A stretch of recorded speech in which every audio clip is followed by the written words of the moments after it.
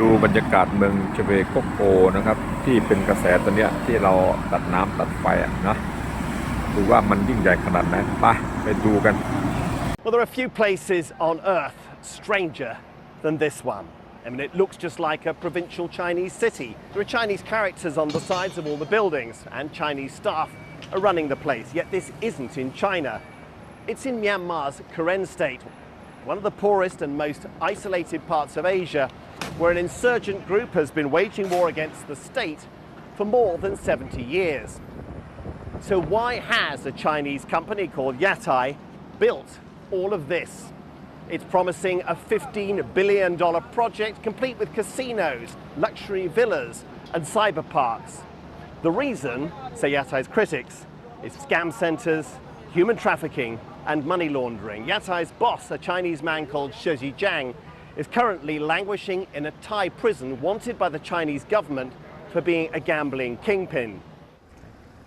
Well, we've been driving around Shweikoku for a while now, and this really is the most extraordinary place.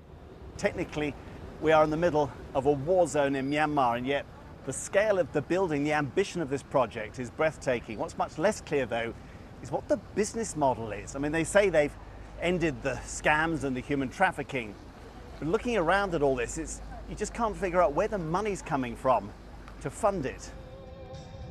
Yatai had invited us to see Shweikoku, as they call their city, to show they hoped a different side.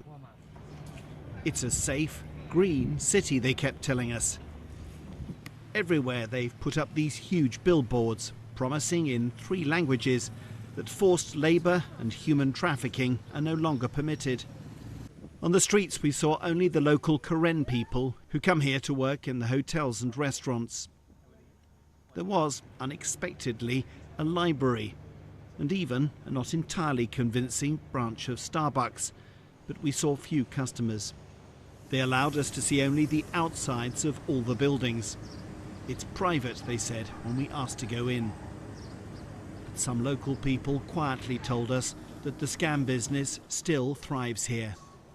You could see bars on the insides of the windows.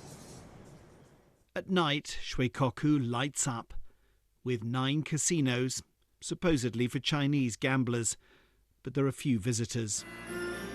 They allowed us to see these spectacular karaoke rooms, though in them we met only these young Chinese women who work here.